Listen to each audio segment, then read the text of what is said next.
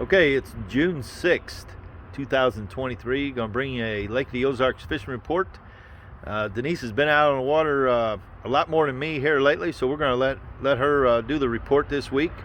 But we'll bring you up to date real quick on the lake conditions. Lake has come up just a little bit, about a foot here in the last week or so. So it's 659.13, which is putting it about, we'll just say, a foot below full pool. So that's about where we're normally at this time of year. But as we all know, we have not had much rain at all. Truman is sitting about 2 foot low. And there's not a lot of water to pull from Truman like normal years, to create a lot of current. So we've got very little, if any, current going through the lake right now. I expect a thermocline to develop pretty quick this year as the water temperatures creep on up. We're up into the mid to upper 80s right now. We'll say the mid 80s. So we're going to get a thermocline, probably a pretty prominent thermocline this year without any current, unless of course we get some rain and we start ripping the current. But at this point, I'm going to say we're going to get a pretty good thermocline.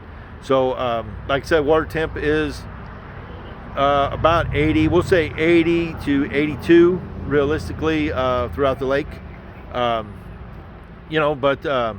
We're getting into our summertime pattern. So Denise, you've been out quite a bit here lately, a lot more than me. I've been doing a lot of different things.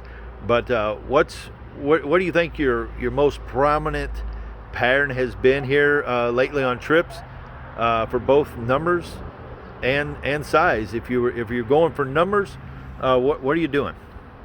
Well, with there being a lack of current, we're basically targeting fish on those main lake points. Mm-hmm. And then once you fish the points, then you work your way into the cove, whether it be a smaller cove or a longer creek. Basically work yourself into those docks, into that cove, and basically you're able to catch them with a variety of patterns right now. Probably because we've got some post spawners that have moved out to main lake points, and then I think you were saying earlier you're still catching some fish, obviously with some raw tails, as if they're just finishing up. So that would explain why you're catching them on a lot of different baits. Right. At this point, I'm fishing basically from the dam area. I've had trips and been fishing myself from the dam to about the 40-mile marker. The water is pretty clear. Pretty much the whole lake is. One thing I did notice today is I was around Hurricane Deck area today. There was a lot of debris kind of floating, and I noticed a lot of your green slime and things like, green slime kind of along the bank. So was that debris like from the lake coming up a little bit and it bringing some debris in, like that type of debris, or like growing mossy stuff, which kind of a combination of both, because a lot of it kind of had some leaves and little twigs and things. Gotcha. Kind of intermixed in that. So that would be from the water coming up and water bringing stuff in yeah. from the bank. Yeah. So if you're fishing, say, main lake, what has been your baits that you're kind of starting with, going to? It seems like you're catching the most fish, say, if you start main lake wise. So main lake, a lot of the times in the first thing in the morning, whether I'm out on I have a trip, or if I'm fishing myself, a lot of times I always kind of start with those topwater baits. And topwater baits that I'm looking at, I do like to use the chug bug a lot, and just because it's a great walking bait that has been real productive over the last I mean, this runs into the summer, being very, more into the fall even. This particular bait, you can change it up, change your retrieve so much that I think that's what makes it so productive. But that also, saying that, there are a couple other ones that I also use. Your 6 cents, your splashback 70 is another option for a popping type of bait.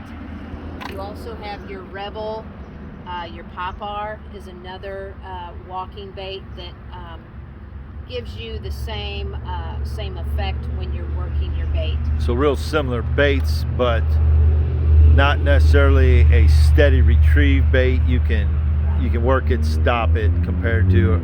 Are you getting much bites on, say, a steady retrieve bait like a buzz bait, or a whopper plopper or Chapo? These other two baits are also two topwater baits that I use a lot on myself and trips. This is your whopper plopper, and this, of course, is your Berkeley Chapo. Now, I'm finding that your bait needs to be kind of a slower walking bait. Now, granted, sometimes they're chasing this, but you can change your retrieve. You can cast this out, you can slow it down, you can speed it up, you can literally kind of drag it, let it sit, and you can do that with either one of these baits and kind of mimic a walking bait. And so I think these can also be productive. For instance, today I had 3 people in the boat. I had one that had a chug bug, I had one that had a whopper plopper, and I had also a Chapo tied on. And to be honest with you, the Chapo, the chug bug was the most productive, and it was because it was a slower moving bait. So then we decided to slow these down and vary the retrieve, and then it became more productive. So that is literally the topwater baits. And how long do you think your morning bite, topwater bite, has been productive, or is it something you can throw all day right now? Well, to be honest, a lot of the trips that I'm doing right now are from 6 to 10. So that doesn't mean that I'm not out later myself just fishing, but I found, like this morning, it was literally about a 6 to 8, like literally the first 2 hours of the morning. Those topwater baits were productive for us. You also have your head knocker buzz bait. You can also, like your other topwater baits, you can also vary your retrieve with this. Slow it down, speed it up, change your clacking on your buzz bait.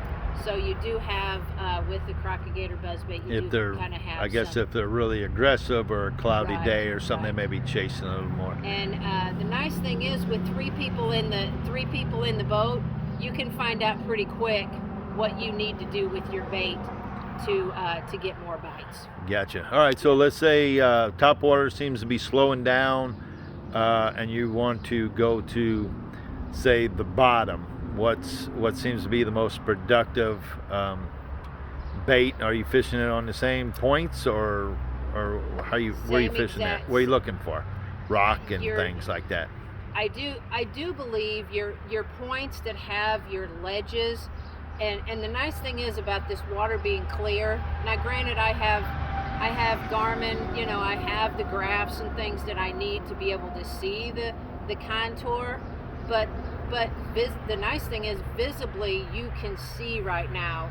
You can see those ledges, and you can see those big those. If there's not ledgy stuff to fish, look for those bigger chunk rocks to kind of, it basically makes me think of a way that the fish is gonna, the fish is gonna hide and then be able to get their food quickly, from behind, those big rocks or the ledges. The ledges, you can almost cast out and drop it off that ledge and know that you need to be paying attention because you're going to get a bite. And And you can see them on your graph. You can see that ledge stops, and you can see them fishing in that ledge, right off that ledge. So, like, And what depth you think the majority of the fish you're catching on, say, the bottom baits or sinking baits? About where do you think they're coming out of, like depth wise? Well, your boat can be anywhere from 10 to 20, in that range. But I tell you, majority of the fish are hitting it on that fall, so it doesn't get any more than 5 to Yeah.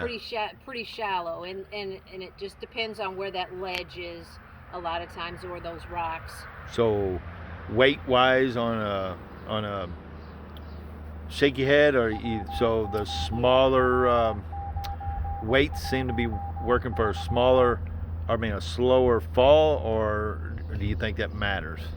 I do believe that a slower fall.